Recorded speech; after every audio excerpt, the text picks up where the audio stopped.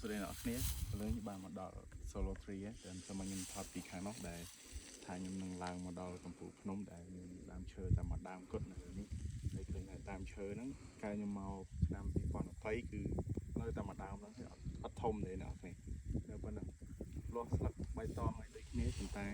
អត់ធំទេនៅប៉ុណ្ណឹងហើយមានតែមួយដើមជុំវិញនេះអត់មានដើមឈើទេបងប្អូនមើលបានគឺមានតែមួយដើមគឺថាជាដើមឈើដែលSolo 3ហើយតែវារឹងមាំវារស់នៅបានម្នាក់ឯង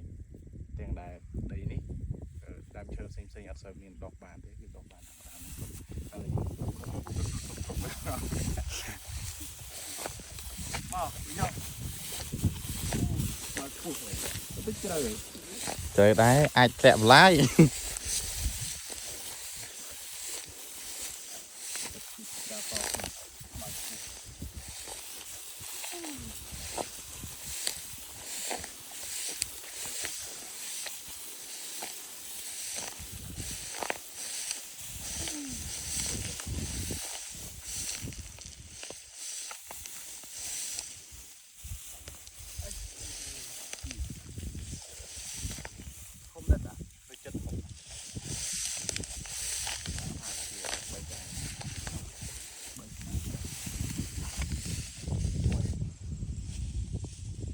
មានសัตว์អីនៅ